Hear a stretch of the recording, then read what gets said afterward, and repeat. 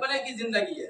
कह रहे कि मेरा एहसान तेरे ऊपर है। गौर कीजिएगा, अगर आपका 4 साल का 5 साल का बेटा ये कहे अपने बाप से कि आपके ऊपर मेरा एहसान है, तो बाप चौंकेगा कि नहीं चौंकेगा? माँ से अगर कहे तो क्या माँ चौंकेगी कि नहीं चौंकेगी? अब माँ है सोचने लगी कि 5 साल की उम्र या 4 साल की उम्र अनकरीब ये बच्चा और ये कह रहा है कि तेरे ऊपर मेरा एहसान है, लेकिन माँ भी किसी और की माँ नहीं है, बल्कि माँ है तो गौ से पाक की माँ है। मेरे भाई अल्लाहू अकबर, जब तक आप खड़े नहीं होंगे चाहे सुबह हो जाएगी इस माइक को छोड़ नहीं सकता। सुबह तक बोलने का हिम्मत रखता हूँ, बेगर खाए बैठ के बोलने का हिम्मत रखता हूँ। जब तक दो नौजवान खड़ा नहीं होगा मैं बोलता ही रहूंगा। वो प्यार से बोल दीजिए या रसूलुल्लाह। आपने जब ये कहा कि तेरे ऊपर मेरा एहसान है, माँ है अल्लाह अल्लाह, आप अब कहती है कि बेटा जरा ये तो बताओ कि कौन सा एहसान है?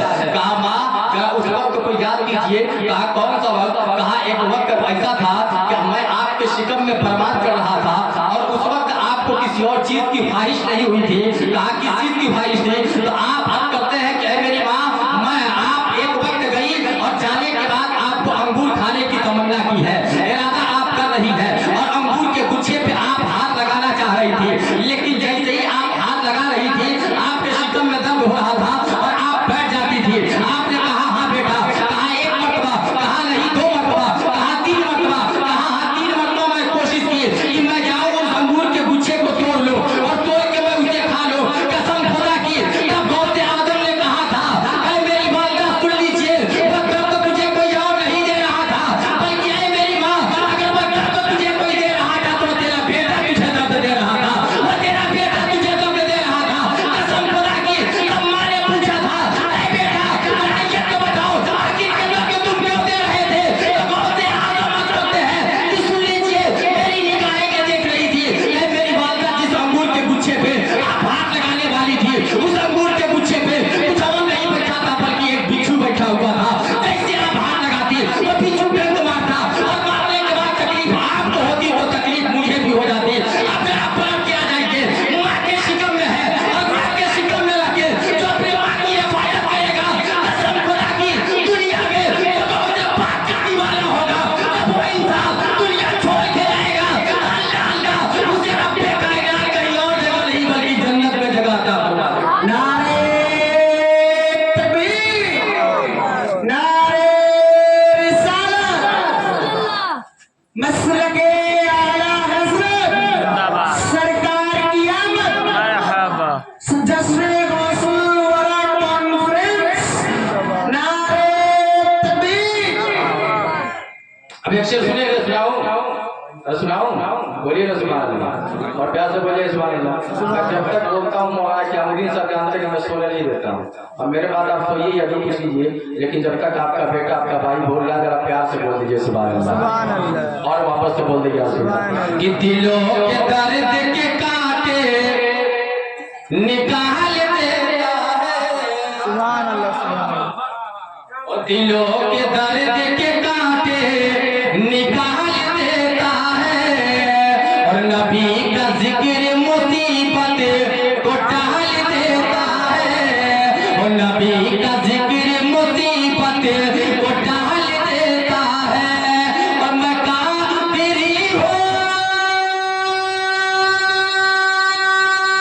मैं कादिरी हूँ, मेरा पीर गौसे आज़म है, मैं कादिरी हूँ, मेरा पीर गौसे आज़म है, लहद से मुर्द को जिंदा निकाल देता है।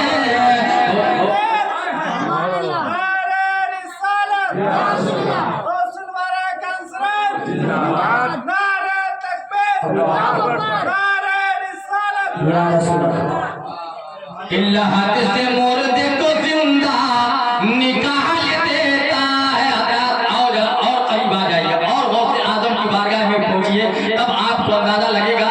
लेकिन वो दर्द अभी मैं झेल रहा हूँ जो मैंने 2 आदमी को मांगा, अभी भी उस दर्द को मैं लेके झेल रहा हूँ, वो मैं भूलूंगा नहीं जब तक 2 नौजवान खड़ा रहेगा। नारे तकबीर, नारे रिसालत, एक नौजवान नारे तकबीर, नारे रिसालत। कोई पीछे से एक नौजवान खड़ा हो जाए, एक नौजवान आप कोई पीछे से खड़ा हो जाए, अल्लाह अकबर, शर्म आ रही है मेरे भाई। माशाअल्लाह। अच्छा अमाल के दोनों तरफ लोग हो गए तो बीच का कोई सहारा चाहिए ना जी, बीच का कोई सहारा चाहिए कि नहीं चाहिए? तो बीच में कोई है क्या? है कोई बीच का इंसान जो खड़ा हो जाए अपने मर्जी से, जबरदस्ती नहीं।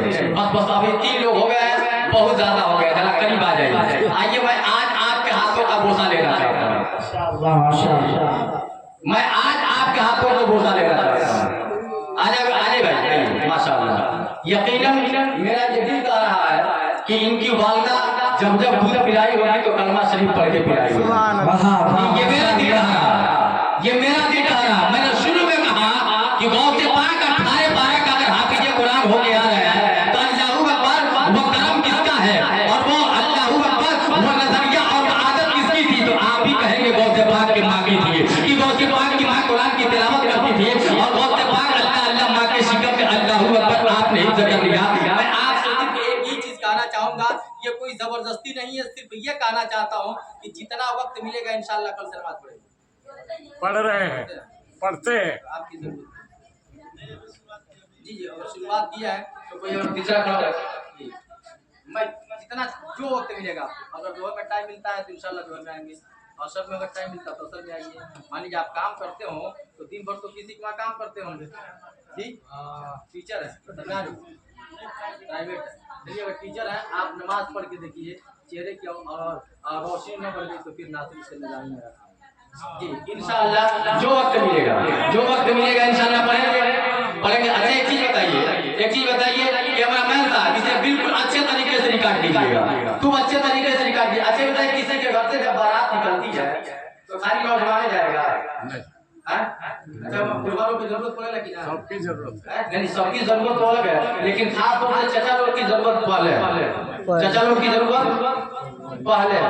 इसलिए लोग क्या कहते हैं कि अगर बुढ़वा नहीं रहेगा तो सलाह कौन देगा जी? अगर बूढ़े लोग नहीं रहेंगे तो सलाह कौन देगा? नौजवान है तो खून तो उसका गर्म है, हो सकता है जाएगा और लड़ जाएगा, लेकिन जब वहाँ जहीफ लोग तक ना हार्ट अटैक छोड़ दो, जाने दो, थोड़ा सा साइड हो जाए।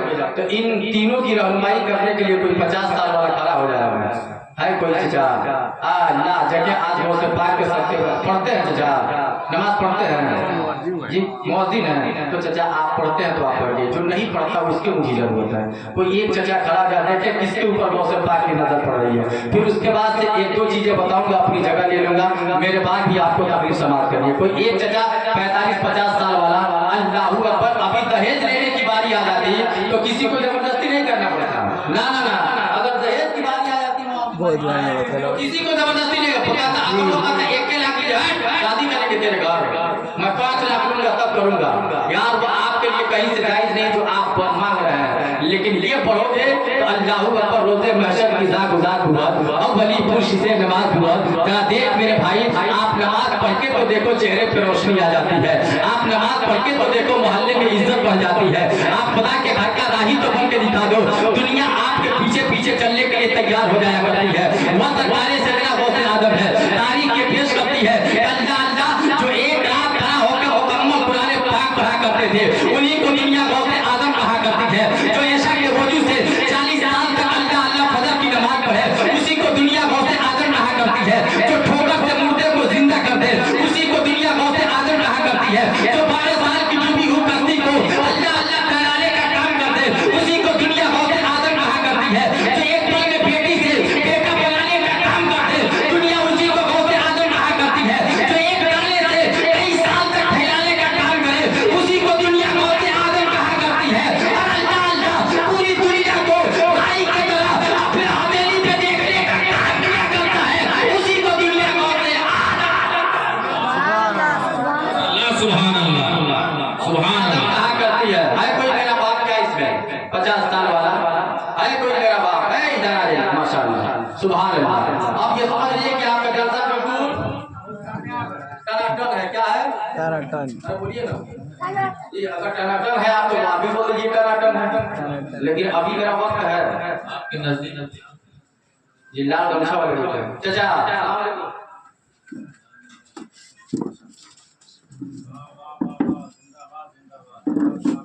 अगर आप पढ़ते होंगे तो ठीक है, अगर नहीं पढ़ते होंगे तो आप इन लोग फिर कभी आऊंगा तो इनका नाम बताइएगा कि पढ़ रहे हैं नहीं पढ़ रहे हैं। जी ना, ठीक है कर लीजिए। ये इमाम साहब बात नहीं याद नहीं, इनसे याद नहीं जाइए जनाब, बिल्कुल शर्माइए नहीं। हो सकता है कि खुदा आज ही आपके गुनाह को बख्श दे। आप किसी और के सामने नहीं, गौसे पाक के सामने करके जा रहे हैं। ये मेरा ख्याल है कि गौसे पाक के सामने करके जा रहे हैं। बस एक आखिरी बात मेरा आप नोट कर लीजिए, माइक तो आपने बड़ा शानदार लगाया, मैं कहीं का कोई शिकवा और शिकायत नहीं करता हूँ। मदीना चलना चाहते हैं जी, मदीना चलना चाहते हैं, जरा हाथ उठा के बताइए कितना लोग चलना चाहते हैं। बस मेरा आखिरी शेर भी है और आखिरी तकरीर भी है, मेरे बाद भी आपको तकरीर समाप्त करनी है कि दिखा दे, अरे दिखा दे या इलाही वो मदीना कैसी बसती है, दिखा दे या इलाही वो मदीना कैसी बसती है। और बरगो समर्थ है, आपने पैसा अपना ले जाइए, लेकिन आप सुभान अल्लाह बोलिए, प्यार से बोलिए सुभान अल्लाह कि दिखा दे या इलाही वो मदीना कैसी बसती है, दिखा दे या इलाही वो मदीना कैसी बसती है। जहाँ पर रात दिन मौला, जहाँ पर रात दिन मौला तेरी रहमत बरसती है, जहाँ पर रात दिन मौला तेरी रहमत बरसती है। आओ बाद में चलिएगा, अल्लाह अकबर। हज़रत अल्लामा अब्दुल मालिक साहब किबला मिसबाही, जहाँ से आप फारिग हैं, एक दिन मैं किताब का मुताला कर रहा था और किसी और के ताल्लुक से एक वाक़या नहीं नकल किया, बल्कि अल्लाह वाक़या नकल किया। तो वाह वाह वाह, जिंदाबाद जिंदाबाद, हुजूर हाफिज़ मिल्लत की बात है। माशाअल्लाह। ऐसे ही नहीं है कि तमाम वलियों के कांधे पे अगर किसी का कदम है तो किसका है? अरे बोलिए ना, किसका है? बहुत से पाक है, किसका है?